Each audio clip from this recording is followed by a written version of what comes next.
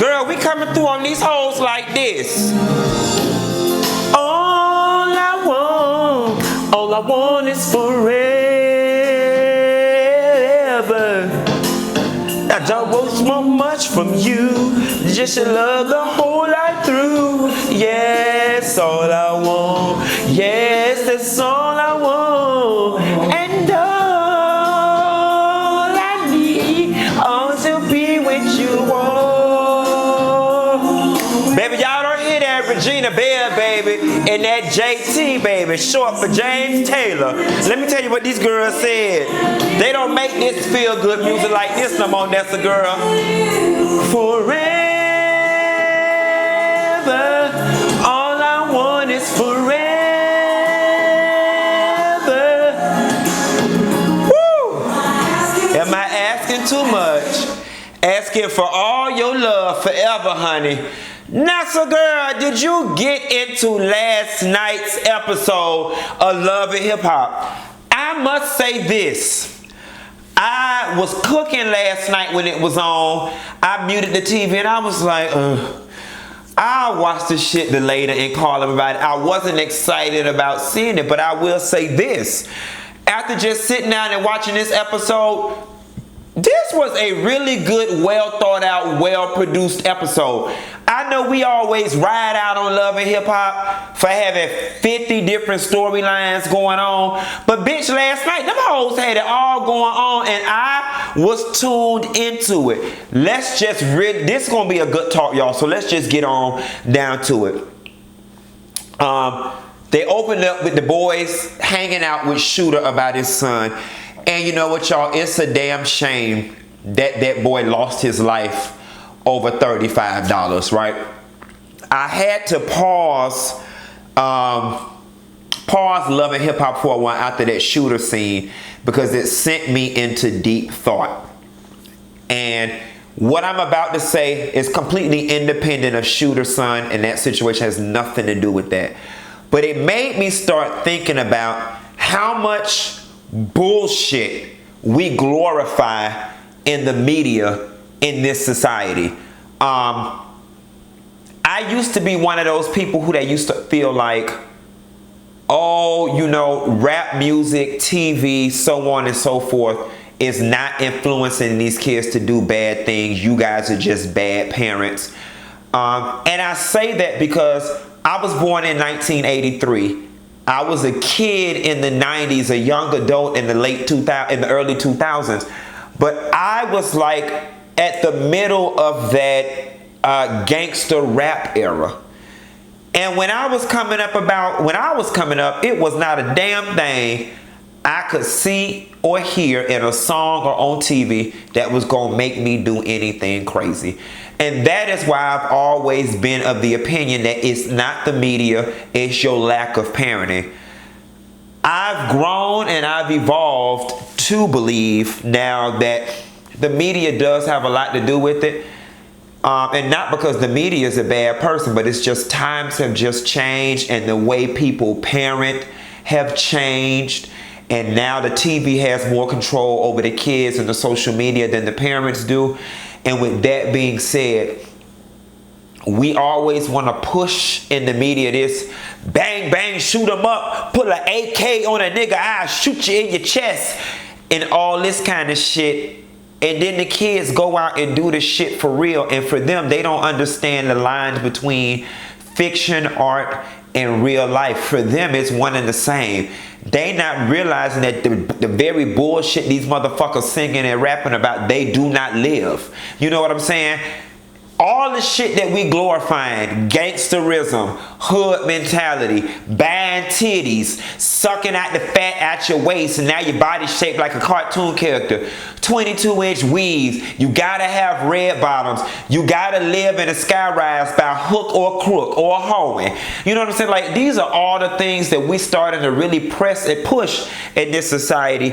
And y'all, society as a whole, we've just got to do better, and we've got to be more cognizant and conscious of some of the things we glorify. You know, and I was saving what I'm about to say for a later situation, where I get an opportunity to explain it more in-depthly. But that's part of the reason, too, why I stopped my written blog. The game was just getting too dirty. It was becoming all about exposing people. Like, it used to be fun when you report on entertainment, and now it became who can expose somebody the quickest. And I'm sorry, I just don't want to live in that kind of world, and I no longer wanted to contribute to it. I'll give y'all the in-depth story about that at a later date. At any rate, is it me, or do Tommy Mama look like Walona? I mean, she look like Walona from Good Times, bitch, and she look like she got her outfit from Good Times, bitch. Yes, God. Listen, Tommy, with all the stunting and photo shoots you doing for what? Listen, Tommy do more. Between Tommy and Amara La Negra, it shouldn't be no more film left in the whole world, because them hoes stay doing photo shoots. And I don't know why. Nonetheless, Tommy, you could have gave your mama some of your shit from your first photo shoot. Where on the whole reality TV did your mama see anybody with a Claire's choker on, with a Walona camisole on, and a Walona wig? Yes, God, honey. And if she ain't giving me Walona, she giving me Deatra Hicks. And I don't know which one is better. Tommy, you keep talking about how you did all these things for your mama, but it looked like you ain't doing enough. Okay? At any rate, speaking of not doing enough and a bitch that's doing too much, Jasmine, your expectations are just a little too high for me too soon. When you went and met Kirk down to the notary public office or to the funeral home living room, because that's what it looked like. It looked like the damn waiting area of the damn funeral home. And I guess that's only fitting because both of y'all going through bereavement right now. When you met Kirk down there, it reinforced what I felt about you when you went to Rashida's shop. You want too much too soon. And I understand you want the ideal life for your child, but you got to understand that this is not the ideal situation. And I am with Kirk. There's nothing for you to discuss with Rashida. And if ever there is a day that there becomes something that needs to be discussed with Rashida, Rashida will let you know. She's the one who needs to initiate that conversation. You got to understand, Jasmine, you went and fucked this lady husband, had a baby by him. Now you want to sit down and have open communication with this lady, bitch. You didn't have no communication with her when you was fucking her husband. You didn't want to stop by her job and ask the lady for permission to have a conversation about fucking her husband. But now you want to have a conversation about how you going to intertwine yourself in their lives forever. No. And Miss Charlene a better woman than I ever be, because I'd have dove on your ass. I'd have made Kelsey hold your ass down, and I'd have stomped the mud hole in your ass down to the press. Leave Rashida the entire fuck alone. What I do love about Rashida, and I've always liked about Rashida, is that she's very fair, she's very practical, she thinks methodically, and she's very logical. I respect Rashida for saying, I recognize that my husband is a great dad. He has to be a great dad to that baby. I will never get in the way or hinder my children from being involved with that baby. But I personally have not gotten to a point where I want to be dealt up with that baby. I understand that. I respect it, and that's real grown woman. It would have been kitty for her to lie and pretend. And I like what Rashida is saying. All of those that are blood relatives to that baby, go knock yourself out. But I don't want no parts of it. Not right now. And that's her prerogative.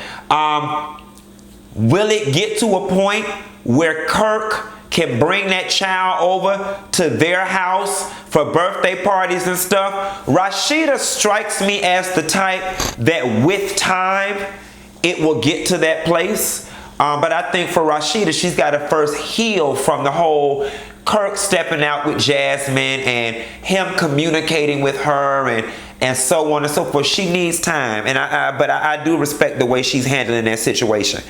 As far as Carly is concerned, you know, Carly, you on your Sheree Whitfield shit. Now let me take that back. Not Sheree. Who you on? Nonetheless, Carly realized that she was going to have to be more than a bone collector this season. And she's really going to have to give us some of her real life. Because in the past, Carly has kept her real life so separate from all of this. The thing with Carly's father, you know, I'm really torn with Carly's father. Y'all have heard me say this before. I am not one of those people that subscribe to in any way, shape, or form that because somebody birthed you, that you just have this earthly obligation to them. Me personally, I don't believe that way, because you got some people out here who have given birth to kids and were nothing more than sperm donors or egg donors. As far as I'm concerned, I would not feel no ways tired if Cardi was like, I'm not going to take care of my father. I don't want to be the person in charge of his affairs, and I don't want to handle this. The man walked out on her when she was 2 years old and was never there for her. Doesn't even know her. Didn't help raise her, didn't check in and out of her life. Now Cardi's 67 years old, Carly, and she's supposed to just take care of this man on the strength of the fact that he stuck his penis in her mama and conceived her. That shit just don't add up to me. And you know, my Christian folks, y'all go ahead and believe whatever it is you want to believe, whatever your pastor taught you, but me personally, I just don't feel that she's gotta do it. Now, don't get me wrong. If she chooses to do it, and if she does it from the joy, if she does it from a place of joy in her heart, then great. Then great. You know, that makes her a good person. But while we on Carly personal life, Carly, I got a question for you. Like, mama, how many boyfriends is you gonna have? Like, Cardi, you don't even have one boyfriend a season. Your ass be having 2 and 3 boyfriends within the same season. And you know me, I'm not big on the whole shaming, slut shaming. And I don't know if you sleeping with all these people, because, you know, maybe you are, maybe you aren't. It's your prerogative. But Cardi, I mean, damn girl, like, the shit done had 6 seasons and you don't have like 12 or 13 boyfriends on this show already. Like, give your coochie a rest. Like, yeah, exploit your daddy and exploit your sister then, because we gonna need you to, yeah, girl. How's your man, Carly Red, coming?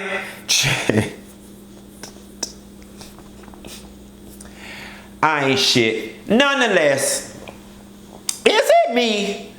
Or was that the fakest community service cleanup scene I have ever seen in my life? You know, Mona, VH1, whoever the fuck put this together, y'all ass found the cleanest park in Atlanta to clean up. I mean, wasn't no trash nowhere, wasn't no homeless people nowhere. The only trash that was there was big free floating pieces of newspaper that y'all strategically placed in the shot. Like, y'all so off when it comes to the petty details. This is not 1987.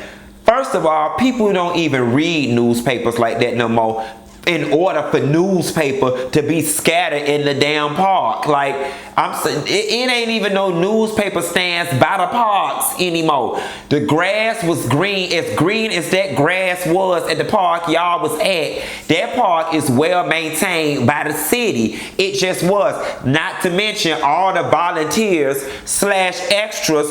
Y'all must have put out in the ad that they was just doing a generic like mall scene, but then took them people down to the park, because none of those people were dressed appropriately for picking up garbage down to this park, okay? But I'ma just pretend like I didn't see that big old prop of a newspaper down there, and I'm just gonna roll with the scene. Is it me, or do Keely look like Tiny? Keely gives you a very Tiny-esque thing in her mouth area and in her mannerisms. She give me a Tiny vibe. I was liking Keely at the park, but then I stopped liking Keely at the bar, because the way Keely turned up on Botchey for no reason, it was excessive, it was unnecessary, it was out of left field, it was unwarranted, it was it felt like you was just trying to do the most because the cameras was rolling. Oh, this head giving me a headache. It's on tight. And you didn't have to do all that, girl. You didn't have to do all. Y'all don't laugh at me. I need to go down to the salon and get this redone. You didn't have to do all of that. So I don't know. I'm still on the verdict about if I like Keely or not. Kirk and Rashida had their little sit down. You know, I don't know how to take Kirk and Rashida when they had these meetings and Kirk and his smirk.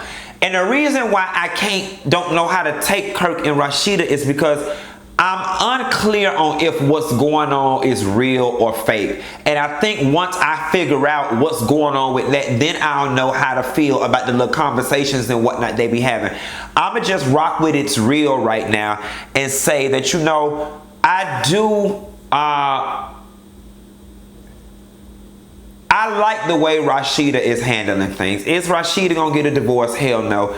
Is Rashida gonna take Kirk back? Yes, she is. Are they gonna live happily ever after? Yes, they will. But Rashida is really putting the smack down and just really letting him know, like, nigga, you not finna do me any kind of way, and you gonna pay. Like, I'm punishing you, and you gonna pay, and you gonna continue to pay until I say, you know what I'm saying, the time is time for you to come back. So, but Rashida, what you can do is just drop all this fake tough girl, I'm mad, and talking to the man, you know, rough and all cold and shit. Like, girl, just tell the man straight up, Kirk, we not getting no divorce, but I just need you to do another year or two over there while I get myself together. That's all. But cut it out with the fake mad or whatever. That photo shoot with Tommy and her mom and them, I want to say this. Fuck the photo shoot. Tommy, if you looking at this, Tommy mama, if you looking at this, Versace, if you looking at this, and any other of Tommy's siblings, if you looking at this, listen to what I'm telling you. Y'all were not raised right. From the mama down to the children. And I mean no disrespect when I say this, but y'all were raised like trash. You were. And I'm not calling you trash. I'm simply explaining to you how you were raised. Y'all were raised so lowbrow and trashy that it does not make sense. It pained me. And I don't get offended by much. It pained me to hear two siblings going at it like that and calling each other bitches and hoes and fuck you and slut this, you bitch this, and fuck you hoe. And then for you to then talk to the mama like that and for the mama to reciprocate with that same verbiage, that shit, like, listen, I can never foresee a day that I got into it with my sister and I'm calling her all kind of bitches. Like I couldn't. And don't get me wrong, the fights I don't have with my parents, and listen, I don't cuss my mama and my daddy the fuck out. I mean, cussed them on several occasions. And it ain't never got down to the point where I'm calling them bitches and hoes and fuck you and like yeah, well, now I don't put a couple fuck yous in there, but just I don't know where y'all was raised and who you was raised by that you learned that type of behavior is okay. Like that's, I mean, am I off base with this, y'all? That shit is just not who. And Tommy and I'm all about, you know, you just may not know better. If any of y'all are watching this and you hear my voice, you now know better, and y'all need to change that. And the mama, you need to grow up. Like, you honestly need to. I don't understand what kind of love you don't have for your daughters that makes you comfortable enough calling them bitches and hoes. It'd be different if we was kikiing, bitch, that's different. But you talking to your daughters like they were just bitches and hoes off the side of the street. And I'm starting to think that maybe that's what all of y'all are. And that's why y'all so comfortable referring to one another like that. But that is not cool. And like, Tommy, I know that your mother upsets you, and I know you might feel warranted in calling her that stuff back. But mama, don't even do it out of respect for her. Don't do it out of respect for yourself. Because Tommy, you look bad. You just look bad calling your mama this, even if she deserve it. You look bad, and I don't want you to block your opportunities because people are so disgusted with you because you speak so hard like that. Y'all need to check that and get that shit under control. Carly's sister turning up at the thing at her house. You know, I didn't even know Cardi had no damn family. Well, we talked about that already, so let's just leave it. Carly, yeah, keep bringing your family in so you can keep your job. Just Britt and Keely at the nail shop. Just Britt, I like you a lot. I do. Just Britt, you tired. You tired. All right, you're tired. And listen, that's not a read. Starting out, we all be tired. Shit, I'm tired. You know what I'm saying? And I'm just gonna put it on me. I need help in that department. And yeah, when I go on TV, I need people to help dress me because I'm just not that girl. I'm not. And it's okay. It's okay. Just don't run from it. Like you, when Erica read you on your fashions, I'm not gonna lie, looking at you, she said everything I was thinking, and if I was thinking it, everybody else was thinking it. You a little tired.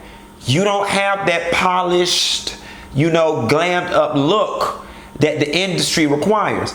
But you can get it. Anything you throw a little money at can fix. That can fix that. Or whatever. But I want you to stop. Sis, because your song was called something for my sis or whatever. Sis, I'd be wrong if I didn't tell you, sis. Like, and don't fight the kids on it, and don't get defensive. Just go get you a little stylist and help get you together. That's all. I will say this about Just Brittany though. You doing everything right. Just Brittany is one of few people, cast members, who were not previously big in the music scene, who I seen sing her song on the show, and then when they go to commercial break, her song was played and her record popped up with the details. Jocelyn ain't never do it. None of these other, Rashida ain't do it.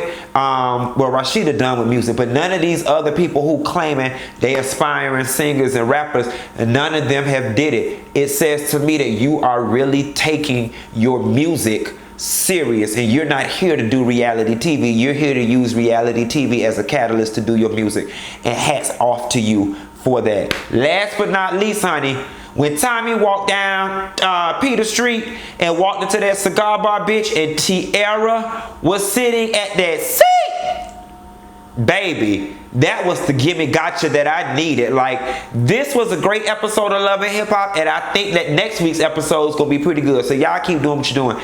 Anyway, that's good. I'm gonna get in and eat me some of this spaghetti that I cooked from yesterday, and I didn't forget about y'all. I got to call you about